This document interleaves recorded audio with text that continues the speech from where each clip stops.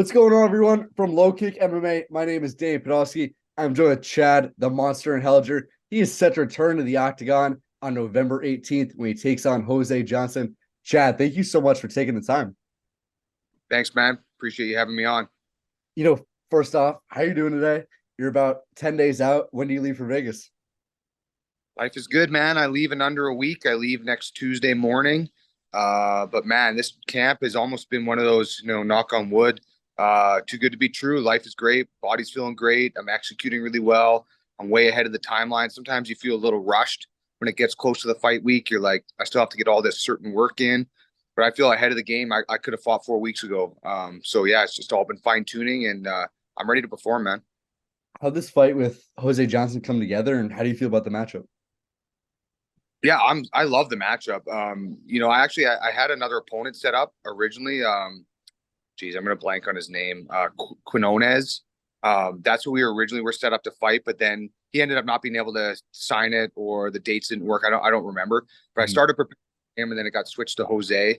But they're very similar, and the UFC has been pretty clear to me what they want from me. They want exciting fights, and a lot of that happens on the feet. So it's very clear some of the matchups they've been offering me while I was out injured have been exciting strikers. Jose is probably the most exciting striker out of all of them, and it just gives a fun matchup. Like, I love the height difference, whatever gets people watching and wanting to pay attention. Those are the fights I want. So when I saw it, I mean, it jumped off the paper. I loved it.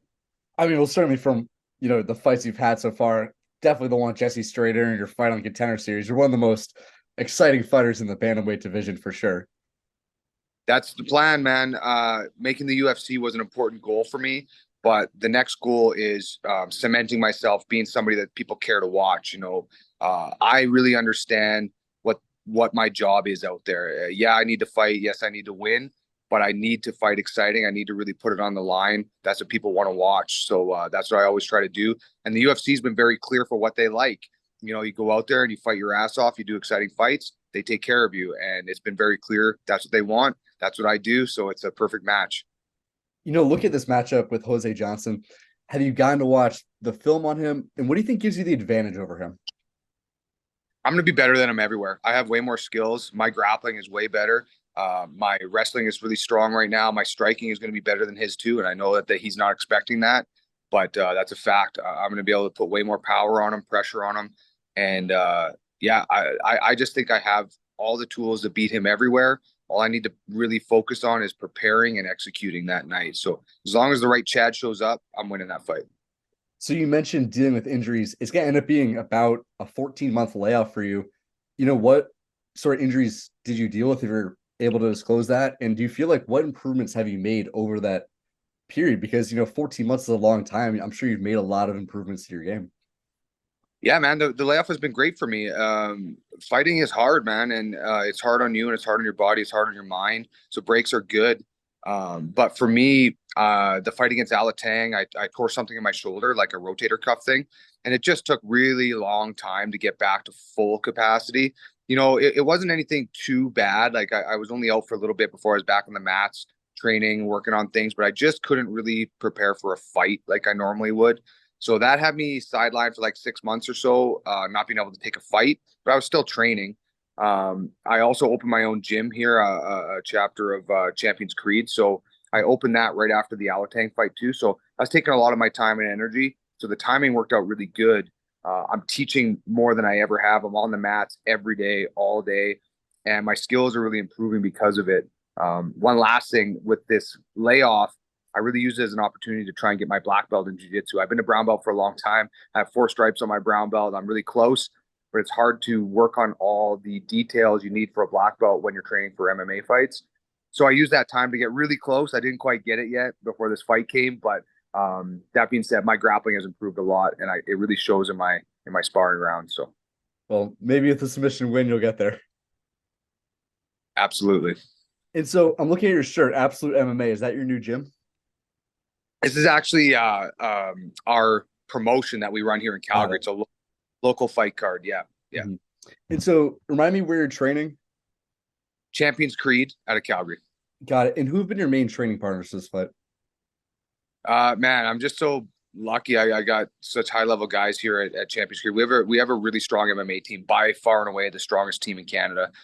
So Hakeem Dow, he's one of my main training partners. He also is a great training partner for this matchup because of his Muay Thai pedigree, which is 10 times what Jose is going to be able to offer me. So I know that that's been really beneficial. And then we have a bunch of pros that are, man, right on the cusp. They're ready to make the jump. They could fight in the UFC tonight, tomorrow. Mac Larson, Ramil Kamalov, Nick LeBlanc. And then we have a bunch of amateurs that are, oh man, amateurs are so good these days. Like back when I started, when I was an amateur, it's like it's a night and day difference. We have guys like Ethan and Jan that are, as good as any of the pros out there. Not to mention, that's just our MMA team. But any day I hop into jiu-jitsu, we got black belts all over the mats. Every time I hop into Muay Thai, we've got champions, pro fighters. We've got everything you ever need. I got plenty of it. I was just say, I mean, talk to me about training with Hakeem Dow. He's a featherweight. He's a very long fighter. That must give you a lot of, if you're able to stand in there with him, it must give you a lot of confidence that, what, if I can hang with Dowd, who's a very big and long 45er, the 35ers kind of feel like, much smaller in comparison. For sure. Hakeem's perfect for me. Now, the rounds with him don't feel great. I don't love him because he's a beast, but that gives me a ton of confidence. I know I can hold my own in there with a guy like Hakeem. None of these other guys can offer the same thing. He's such a high level athlete and such a high level experience, especially when it comes to the striking. It just gives me so much confidence when I walk in there against other guys because they cannot offer what Hakeem offers, and I get to see it every day. So. And for your career, right? It's gonna be a 14-month layoff. You mentioned the injuries and that you like taking the time off. However, the UFC is going to Canada for the pay-per-view opener in January. Is that a card you're looking at? Maybe if you get this win, looking for a quick turnaround to get on that card. Yeah, hell yeah. I was pissed off I didn't get on the Vancouver card. If it's coming to Canada, I should be there. So if they're coming to Toronto, absolutely. They need to be getting me a huge fight, and we'll make an awesome fight out of it. So in a perfect scenario, I smoke Jose. I'm totally injury free, and we just keep rolling right into January with a big fight. I want a good big name for that. Yeah, that's the plan. If things go well, that's what I expect. I know you mentioned it, but I was going to ask, how were you upset on not getting on that Vancouver card? And if, were you offered fights, or was the type of thing where you couldn't take it because you were injured, or did they just not even call your name? No, I mean, in retrospect, I'm glad it didn't happen because I wasn't as ready as I thought, but I was really to be, because the injury was healed by then, and I was really pushing. I actually did a full training camp for that card, right up until like a week before, because I still felt like the phone might ring last minute to get me on there. And we said we wanted it. We said we were ready, but I didn't get any offers. I know the card was very sought after. And we just didn't have, for whatever reasons. I mean, I'm not, I say I'm pissed off about it, but I don't mean pissed off. I just wish I would have had a chance to get on there.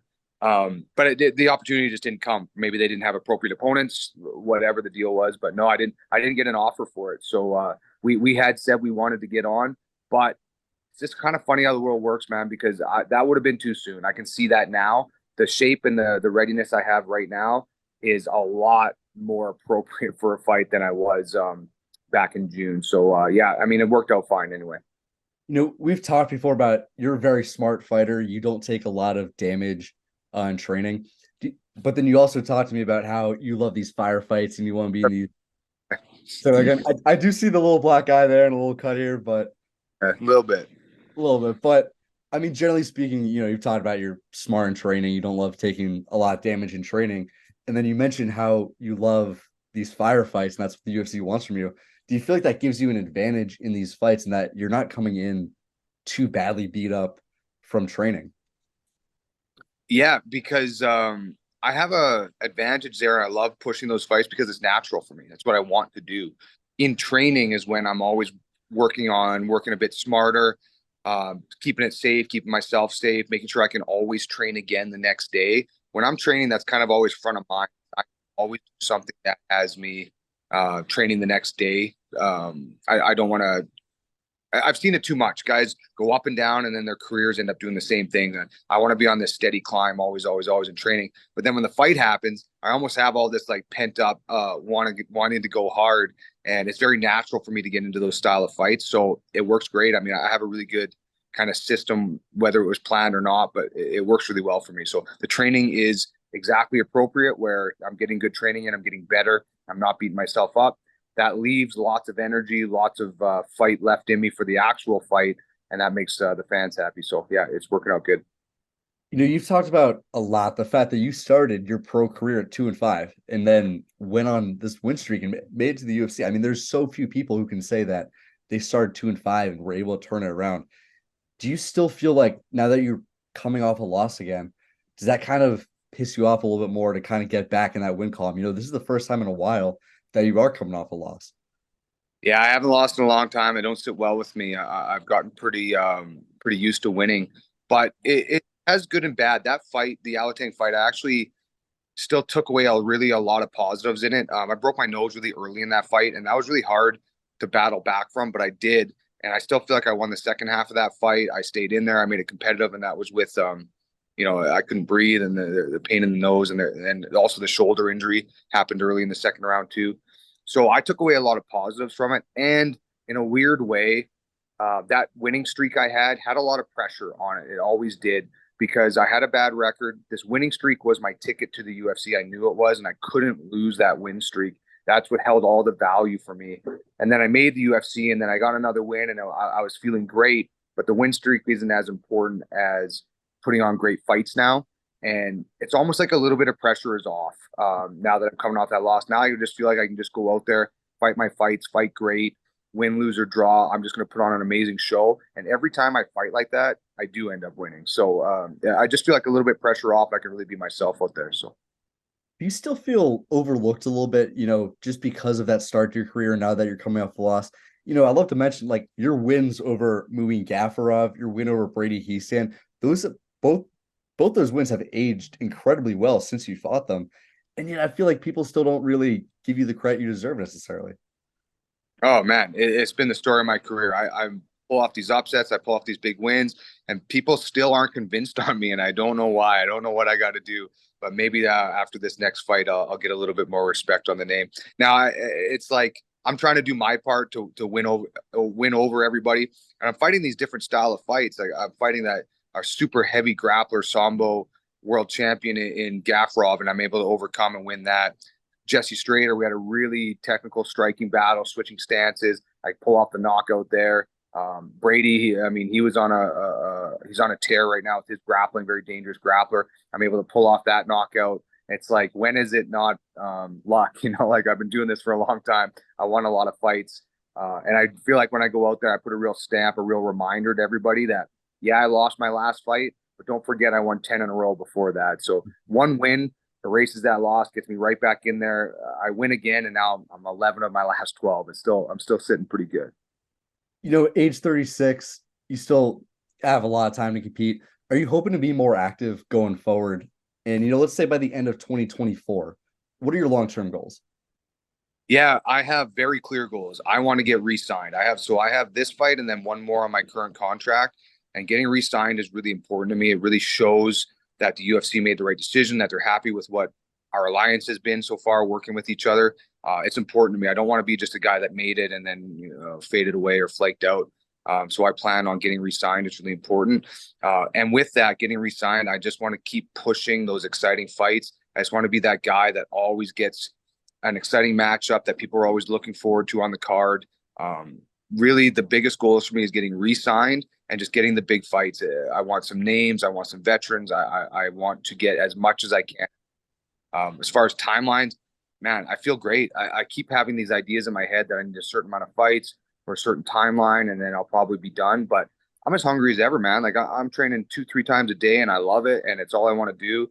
And I can't wait to keep doing it. So yeah, I'm living the dream. I don't want to wake up. Fair enough. And then, looking at your division, Sean O'Malley just got booked for his fight, his first title defense. He's gonna rematch Marlon Chito Vera. How do you see that fight playing out? Yeah, that's an interesting fight. I think Cheeto is pretty fortunate to get that shot. There's a lot of good guys in the division right now. But I think O'Malley's improved a lot more from that fight versus Cheeto, not to mention his confidence that comes with it. He was never very low on confidence, but he's the champ now, so he's higher than ever. So yeah, if I had my money on it, I'd pick O'Malley to pull that off. Fair enough. And then I'll ask about the main event on the card you're fighting on. Brendan Allen versus Paul Craig, two elite grapplers at the middleweight division. Who's your pick for that fight? It's just hard not to be a fan of Paul Craig. He's just got exciting, got that underdog kind of mentality. And I've actually met him a few times, and he was a really cool guy. When I first made it to any UFCs, I was there as a corner person for Hakeem. I think it was in Phoenix or something like that. Long story short, it's when Paul Craig tapped out Jamal Hill. So anyway, I met him that week, and of all the fighters, he was just like going out of his way to be a really nice guy. So I can never pick against him now. It's like, you do something small like that to somebody that means nothing at the time, and it's just like, yeah, it always kind of stuck with me. So he's my guy. I gotta pick Paul Craig. All right, so we're going with Paul Craig, going with Sean O'Malley. And then my final question for you, November 18th, Chad Anheliger, Jose Johnson. Chad, give me your official prediction. I'm gonna knock him out in the first round. That's what's gonna happen. So go get rich off that. Enough said. Chad, thank you so much for taking the time. If there are any socials, teammates you want to shout out, platforms yours, go right ahead. Yeah, I already did it a little bit, but mainly it's my team, Champions Creed. I got the best team. I got the best support, the coaches. I've opened my own location now, so we have two here in Calgary, and my own team is starting to grow, support me too, and I just love it. I feel so much support, so much, and I'm really going to use all that and can capitalize on it on the 18th. Well, Chad, I'm wishing you the best of luck. Thank you so much for taking the time. Guys, Chad the Monster Anheliger returns to the Octagon on November 18th. He faces Jose Johnson. That fight promises fireworks. You won't want to miss it. Chad, best of luck to you. Thank you so much for taking the time. See you, buddy. Make sure to subscribe to the LowKick MMA YouTube channel for all the latest news, event previews, and interviews with some of the biggest stars in MMA.